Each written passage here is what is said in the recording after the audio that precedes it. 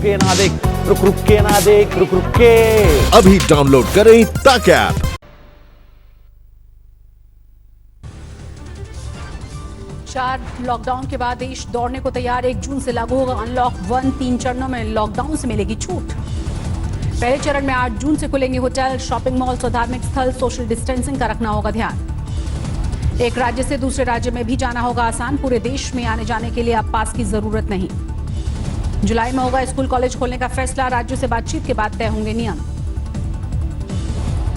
Containment zone में 30 जून तक लागू रहेगा लॉकडाउन। सभी पाबंदी पहले की ही तरह जारी रहेंगी। विदेश यात्रा, मेट्रो सेवा, सिनेमा हॉल और जिम अभी बंद रहेंगे। तीसरे चरण में इनको खोलने पर फैसला होगा। शादी समारोह में 50 से ज्यादा लोगों को अनुमति नहीं। अंतिम संस्कार में अधिकतम 20 लोग हो सकेंगे शामिल। अनलॉक 1 के दौरान नाइट कर्फ्यू का समय घटाया गया। रात 9 बजे से सुबह 5 बजे तक रहेगा कर्फ्यू। यात्रा के दौरान और ऑफिस के साथ दुकानों में मास्क पहनना जरूरी होगा। पान गुटखा खाकर थूकने पर भरना होगा जुर्माना। बुजुर्गों, बच्चों और गर्भवती महिलाओं को घर में ही रहने की सलाह। कोरोना का खतरा देखते हुए फैसला लिया गया। नई रियायतों के दौरान बरती जाने वाली सावधानियों के लिए स्वास्थ्य मंत्रालय जारी करेगा दिशा निर्देश। एक राज्य से दूसरे राज्य जाने पर रोक नहीं, लेकिन हालात को देखते हुए राज्य सरकार ले सकती है फैसला। हर जगह सोशल डिस्टेंसिंग का ख्याल रखना पड़ेगा। भीड़ जुटने पर पाबंदी रहेगी।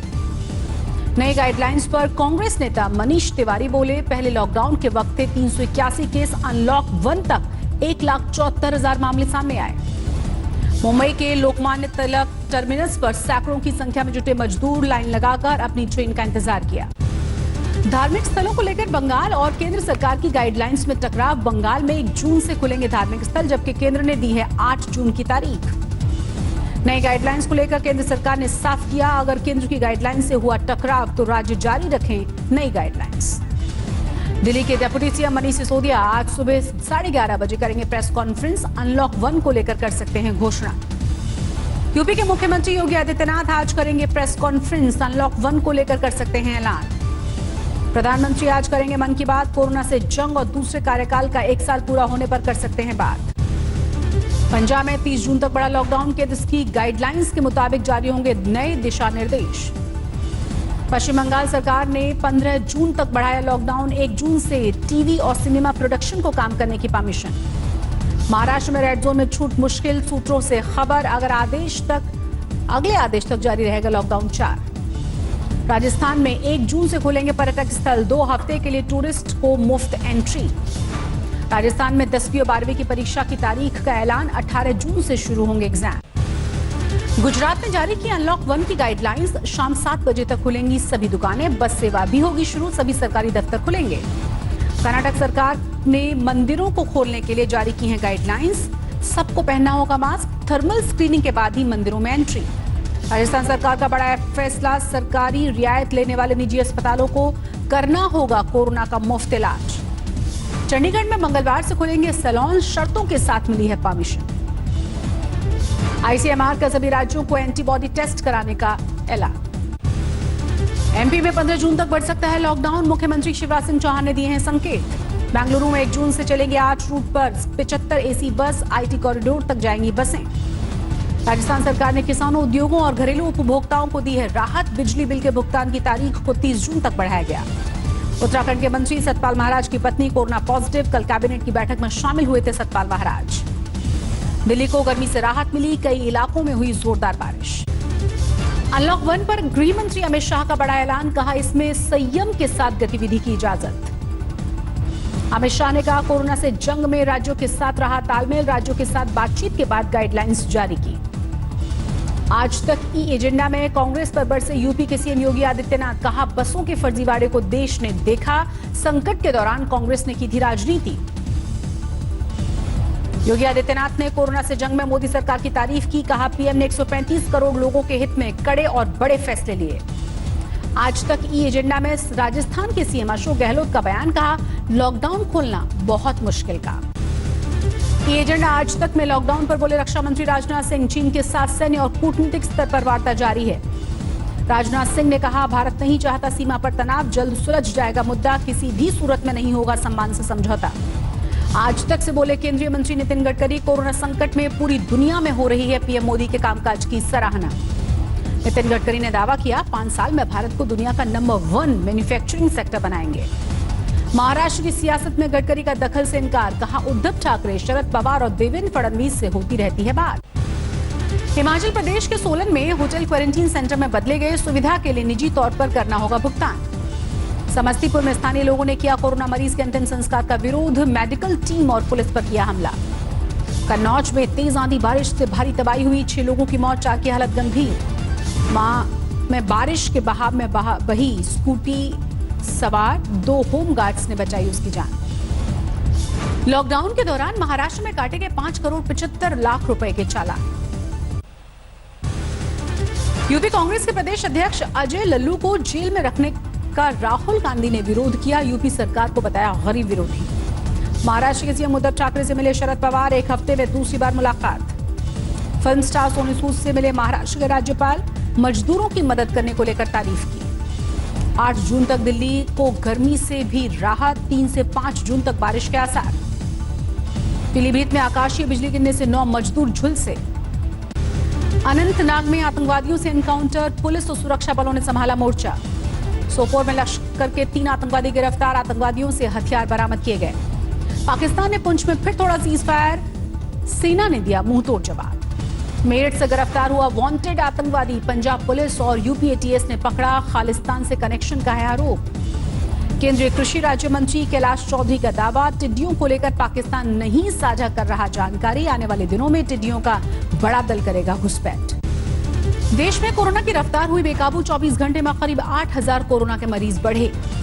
देश में अब तक 1,73,000 कोरोना के केस, 82,000 से ज्यादा लोगों ने कोरोना से जीती है जंग। देश में 24 घंटे में कोरोना से 265 लोगों की गई जान, अब तक 4900 से ज्यादा लोगों ने तोड़ा दांव। महाराष्ट्र में 24 घंटे में 2900 नए मामले, 99 मरीजों की मौत हुई, अब तक 65,000 के पार हुए केस। मुंबई में 38,000 के पार पहुंचा कोरोना का केस, 24 घंटे में 1500 से ज्यादा नए केस। यूपी में 262 नए केस के साथ कोरोना के मामले 7,700 के पार, अब तक 4,000 से ज्यादा ठीक हुए। तेलंगाना में 24 घंटे में 74 नए केस, कुल मामले 2400 के पार। नोएडा में कोरोना के 18 नए केस, कुल मामले 400 से ज्यादा। दिल्ली में गुरु तेग बहादुर अस्पताल बनेगा कोरोना का दूसरा सबसे बड़ा अस्पताल, अस्पताल में होगा सिर्फ कोरोना का इलाज। कोरोना की वजह से मरने वालों के दाह संस्कार के लिए दिल्ली सरकार ने जारी की हैं गाइडलाइंस, 2 से 4 घंटे के अंदर होगा दाह संस्कार। तमिलनाडु में बढ़ते जा रहे हैं कोरोना के केस, अब तक 20,000 से ज्यादा लोगों में वायरस का संक्रमण। दिल्ली में एक दिन में रिकॉर्ड 1100 से ज्यादा केस, कुल मामले 18,000 के पार, 24 घंटे में 18 की मौत। गुजरात में 16,000 से ज्यादा कोरोना के केस, 24 घंटे में 412 नए केस सामने आए। एयर इंडिया ने वंदे भारत मिशन को लगा कोरोना का झटका, रेस्क्यू मिशन पर मॉस्को जा रहे विमान का पायलट निकला कोरोना पॉजिटिव। पायलट की रिपोर्ट कोरोना पॉजिटिव मिलते ही एयर इंडिया ने उसे किया सूचित, आधे रास्ते से वापस लौटा खाली विमान। राजस्थान में 8,000 से ज्यादा कोरोना के केस, 184 लोगों की कोरोना से हो चुकी है मौत। आंध्र प्रदेश में 24 घंटे में कोरोना के 70 नए मरीज सामने आए, राज्य में कुल कोरोना पीड़ितों का आंकड़ा हुआ 3,000 के करीब। दिल्ली से सटे गुरुग्राम में आज फिर 61 कोरोना मरीज सामने आए, साइबर सिटी में कुल 581 कोरोना के केस। दिल्ली सचिवालय में सामान्य प्रशासन विभाग ने एक अधिकारी की कोरोना रिपोर्ट पॉजिटिव पाई, दफ्तर को किया गया है सील। आजमगढ़ में 19 कोरोना पॉजिटिव के साथ 88 हुई संख्या, 2 की गई जान। मुंबई में कोरोना को हराकर लौटे पूर्व मंत्री चंद्रकांत खंडोरे के स्वागत में उड़ी सोशल डिस्टेंसिंग की धज्जियां, बेकाबू हुए समर्थक। यूपी के गोंडा में तेंदुओं को पकड़े जाने से दहशत, लखनऊ चिड़ियाघर में होगा घायल तेंदुओं का इलाज। आगरा में आंधी और तूफान से ताजमहल को भारी नुकसान, ताजमहल का पश्चिमी गेट और मुख्य मकबरे की रेलिंग क्षतिग्रस्त।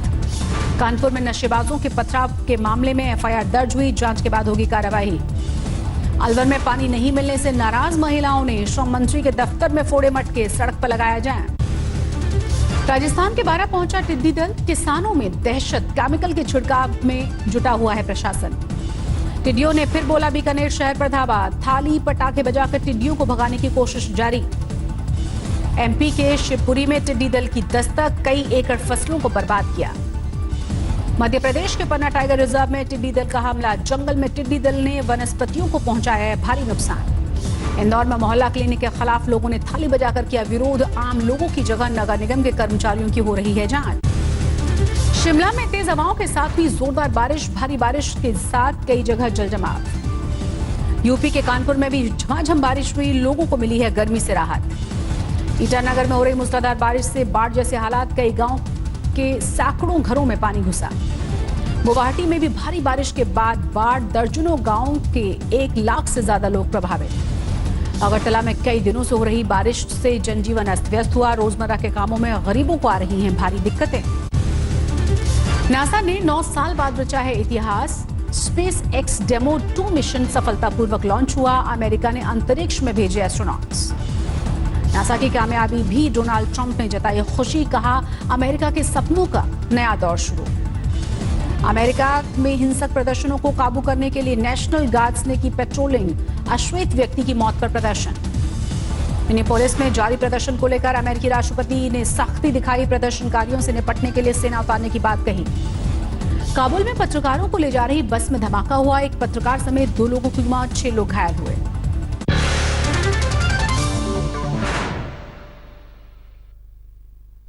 नमस्कार, मैं हूं अंजना ओम कश्यप। हमें उम्मीद है ये वीडियो आपको पसंद आया होगा। लेटेस्ट खबरों के लिए यूं ही देखते रहिए आज तक और इस वीडियो के पसंद आने पर लाइक, शेयर एंड सब्सक्राइब करना ना भूलें।